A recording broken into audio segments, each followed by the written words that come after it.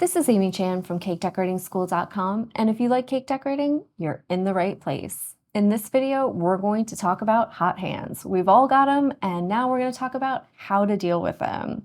The video is broken down into sections so you can skip ahead, rewind, and rewatch as desired.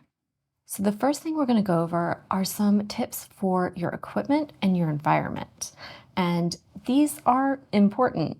So one, use your climate control. I like to keep my space between 65 and 70 degrees Fahrenheit. That means I'm kind of right there, that right temperature. My buttercream isn't going to be too hard to work with. It's also not going to be too soft to work with. And I'm also going to not be overheating as well. So use your climate control if that's an option. We also want to use a refrigerator as needed. Sometimes people forget about this. You kind of panic, you think, oh, what's going on? You've got refrigerators, use them. You can always chill your bag down, you can chill your buttercream down. Typically, when we're doing our lessons, we're working with American style buttercream, and especially for that type, you can chill it, get it a little colder, and re-whip it and have a perfect product again. And you can do that over and over again. It's not a big deal for that type of buttercream. So remember to use your refrigerators if you're having a moment. You can also use things like ice baths as well. Remember to chill your stuff down if you need to, especially if you're dealing with hot summer days. And then we also like to utilize naturally cool surfaces. You'll see in the background often our tables are stainless steel. They stay cooler. So they're cooler than the air in this room right now. They're a little bit chilly when I touch them, which is fantastic. We also like to utilize marble slabs. And this is something that's really easy as well because like we've done here is we just buy marble cutting boards. They're thin pieces of marble. They stay really cool. You can have them right next to you while you're working, and I lay my bags on them while I'm resting them in between tasks. That naturally cool surface is going to help cool your buttercream down between uses, which is another great thing you can do, and it's pretty cost effective. If you can't do things like the stainless steel tables, the stainless steel trays are the same material. They'll stay relatively cool. If you don't have a table that will stay cool for you, you can get a tray and put it next to you as well. And finally, the last thing you want to make sure to utilize are gloves. Now, there's a variety of different types out there. You can use whatever works best for you or whatever works best for the particular task at hand. And that is actually the next thing we're going to talk about is some of the different types of gloves. And the three main ones are going to be things like cotton, which are actually typically work glove liners, vinyl or latex. We prefer vinyl because of latex allergies. And then we're going to use a coated one that's actually meant for doing work with sharp things. So think with knives, and it's actually a cut resistant glove. So we're going to do some testing and talk about those. So we talked a little bit about our equipment and our environment, and one of those pieces of equipment we can use are different types of gloves. And I just did a quick, not so scientific, not so controlled little test where I was holding on to a thermometer probe. So I just used my little digital meat thermometer. And first thing I did was just hold it with my bare hands for 5 minutes. And it raised my temp 12 degrees, and we're in Fahrenheit, so everyone knows, over room temperature. So that was just holding on to it for a quick 5 minutes just to see how much it would go up, just holding it with my bare hands. And I wanted that to compare to my different glove types. So my first one would be vinyl, and that only raised us up 9 degrees. And I like using the vinyl exam gloves just because you don't have to worry about the latex allergy. So it's really great, especially if you have a small bakery or baking business. You don't have to worry about if anyone's allergic. And you can buy them in various sizes. They're disposable, they fit well, so they're going to be close to your fingers. They're going to allow for that full range of motion and dexterity. And obviously these are largest because we have multiple people working with us, but you can buy the exact size you need. So you don't have to worry about things getting in the way because they'll fit close to your skin and they'll be nice and tight. And you can see they're really flexible as well, which is fantastic. The next style of gloves you'll see that are popular are the cotton ones. And these are actually typically work glove liners. And a lot of times when you see them, they'll be white. And these only raised us up 6 degrees. So a little better than vinyl, definitely way better than just our bare hands. And the kind that I got, I liked a little better. They're gray, which isn't really important, but I liked that they came with this little textured beading on the hands because it gives me just a little bit of grip. And these are actually intended to be used as liners for bigger, heavier work gloves, like think the big leather ones, but they also make nice light work gloves as well. They're lightweight. You can see they have a little bit of ribbing there on the base to help keep them in place. They fit pretty well and that they're pretty tight, right? There's not a lot of excess, so not a lot of stuff to get in the way. And I like that they're washable as well. So while they're not disposable like your vinyl or latex gloves will be, they fit relatively well. They allow you for full range of motion. I really love that these came with the little grippy beading on the inside, which is fantastic. And you can wash them after uses, which means you can reuse them, which is a great thing as well.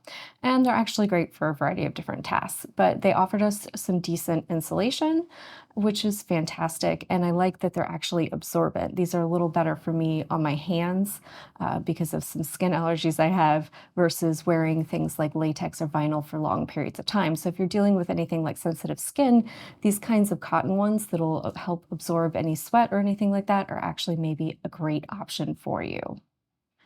And the final style that we're going to test out a little bit are our coated ones. And these are actually cut resistant gloves that have a coating on the palm. And these, when we're holding our little probe, only raised us up about 5 degrees, which was fantastic. So a little better than the cotton. And as you can see, they have this nice kind of cut resistant fabric. So it's meant with working with knives or kitchen shears to help give you some extra safety. And they have a coated surface on the palm. So this helps give us a little extra insulation.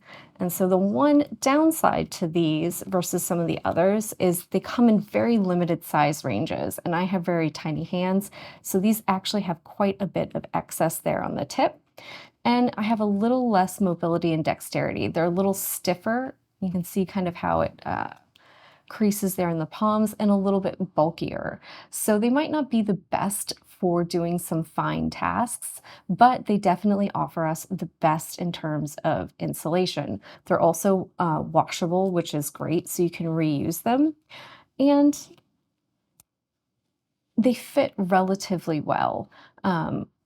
Even though they're just a little bit looser and a little bit stiffer. So these are one of those ones where I'd probably just use it on the hand that I'm piping with and leave my other hand free so I have something that's clean and easy to wipe off and help load things up with while only having one hand that's insulated and that being my dominant hand that I pipe with. So now that we've gone over each of the type of glove options that I think make great ones for working with Buttercream, we're going to do a little tester on each of these to see how they hold up and a real true test of how they work, which is actually working with Buttercream for 5 solid minutes and seeing how much that changes the temperature of our buttercream. But these in general are all good options. Some of them work a little better at insulating than others, but the ones that aren't as great at insulating tend to be a little better for giving you increased dexterity with your tasks and being as close as possible to just working with your bare hands.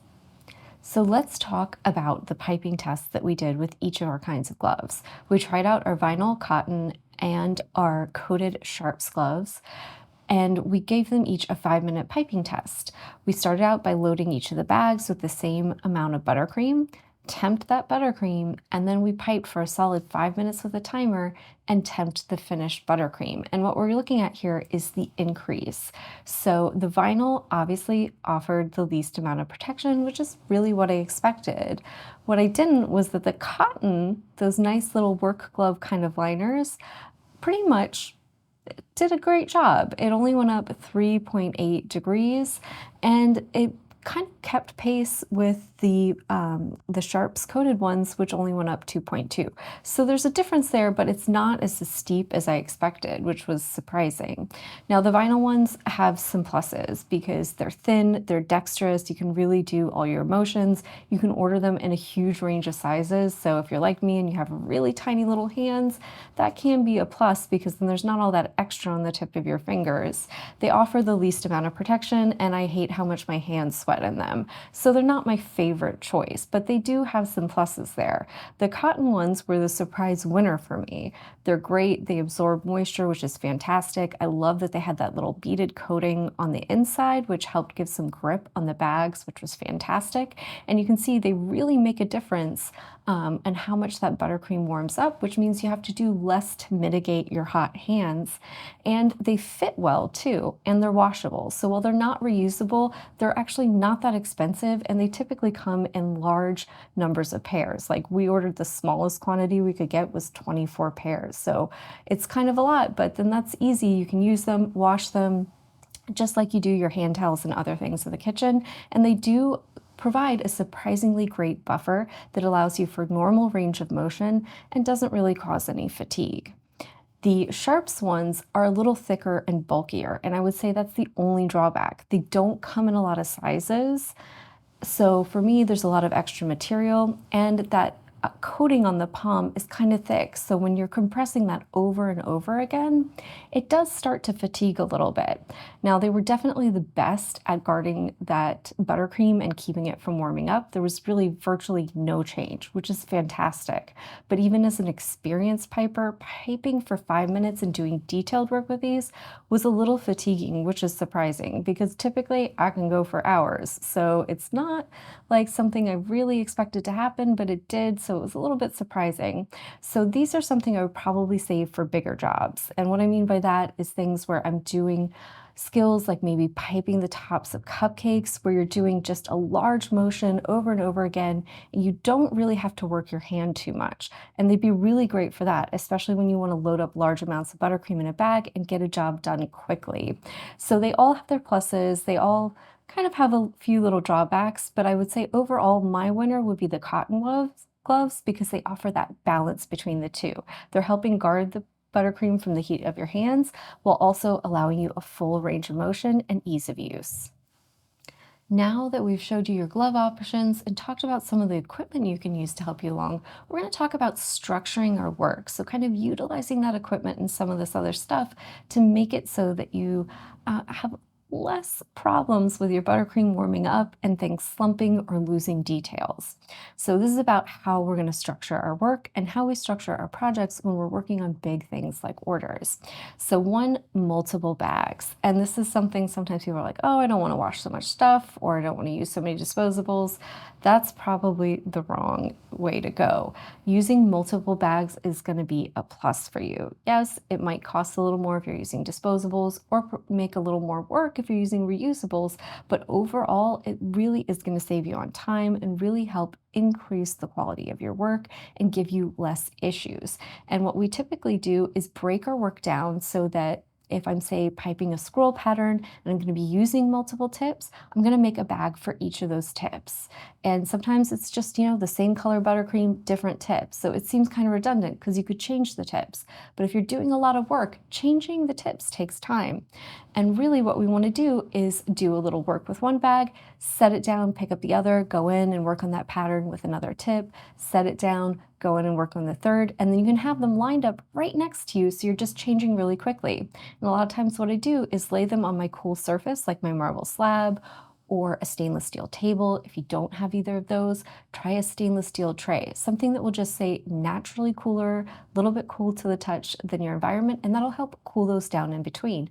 You're also giving some rest periods where it's not having contact with your hand, and that can be a great way to have to utilize less of the other kind of factors we're going to talk about that end up taking up more time.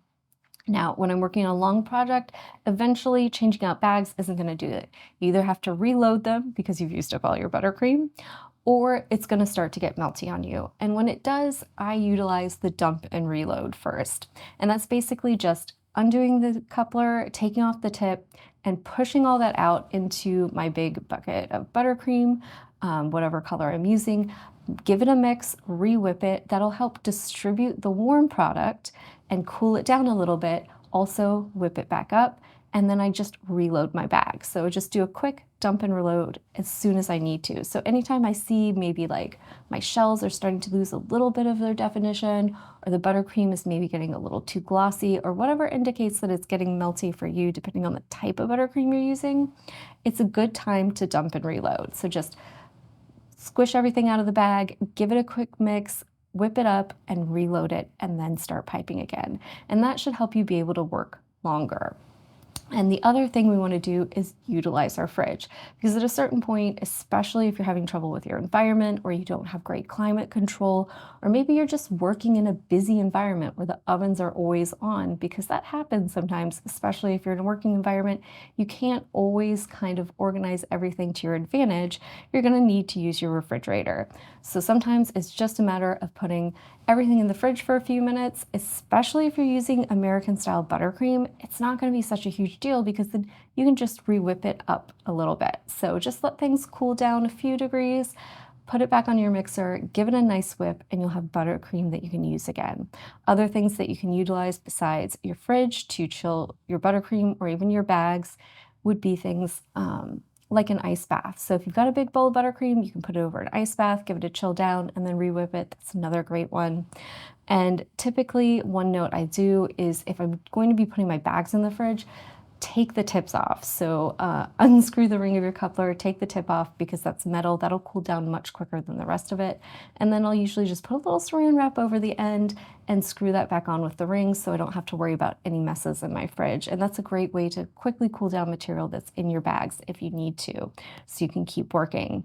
So one final little note just about using your climate control and refrigeration is if you're working in a busy environment or even just working at home, really think about structuring your projects. So obviously, if we're talking about decorating cakes, or even if you're talking about doing other stuff like cookies or whatever, and you're using some buttercream to decorate it, you want to make sure that you're baking and allowing your space to cool down. So just like you let your cakes cool down, you want to let the room cool down. So try to busy yourself with other tasks in the in-between, do some cleanup, do some prep work before you start working on your buttercream, and allow the space to come down to a good temperature range before you start working.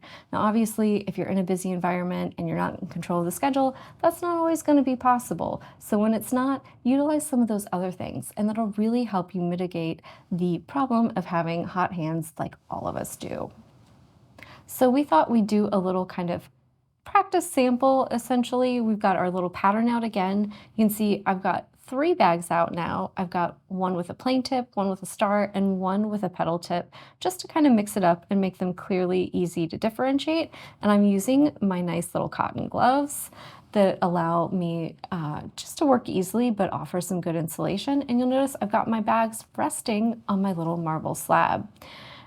And I'm just gonna go ahead and get started, and I'm just gonna change regularly. So I'm just gonna mix up my pattern a tiny bit in order to give it, one, some variety, and two, to make sure that I'm regularly changing up the bag that I'm using. So I might just go in and do a couple of lines with my round tip, and then I'll switch it up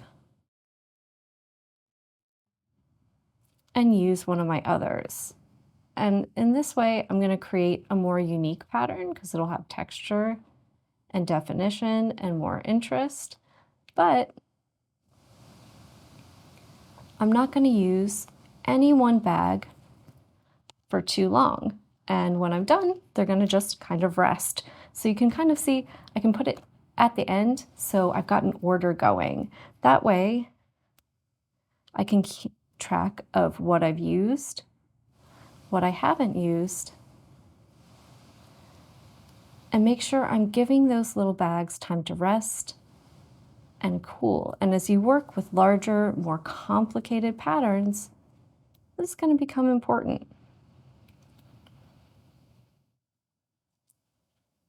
Because it'll mean you have to stop and do that dump and reload less, and you'll have to use your refrigerator less, because you can use your environment and that marble slab to help make sure your buttercream stays a great consistency, that it's keeping its definition, that your details look sharp and crisp. That way, all your practice piping pays off. Because there's nothing worse than feeling like you're doing a great job, but things look sloppy because, you know, the frosting's just getting melty and too warm. So we can really kind of give ourselves a little bit of help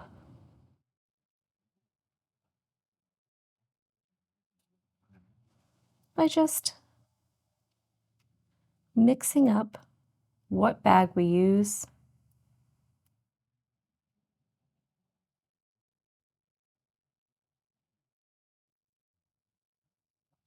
and regularly changing them up. So working on one part of our pattern and then going in and working on another. So we're just going to keep working, keep switching your bags out, and that should keep things looking nice. It should keep that definition. It should keep your buttercream a good temperature. As long as your room is climate controlled and you've got a nice cool surface to rest your bags on, you should be good. If you work long enough though, eventually this buttercream is going to heat up because our hands are hot. The more we squeeze, the more blood we pump to our fingers, the warmer those little digits get. I know mine usually start out relatively cool and they feel like they're on fire by the time I'm done with a long project. So remember, if it starts to get melty, even though you're using these techniques, feel free to utilize things like dumping and reloading or your refrigerator to help chill your buttercream down. And if you structure your work a little bit and you kind of plan things out, you can make life a lot easier and make your hot hands a lot easier to deal with. So we hope you enjoyed our thoughts on how to deal with hot hands. It's a problem that all of us have, so it's something we thought maybe we should make a video on. And if you liked any of the different gloves or any of the different things that we used in this video to help us out, you can always check out the links that we've included in the description. These are pretty widely available products, and they're kind of general types of products. So there's actually a lot of different brands out there. You can use our links to help you start exploring what's going to work best for you. And we hope this helps you on your cake decorating journey.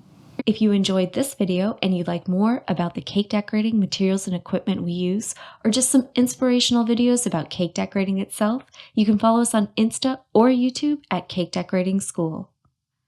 If you'd like to know more about yearly membership and what it entails, you can go to www.cakedecoratingschool.com for more information. And if you're interested in these products, you can check the links in the description.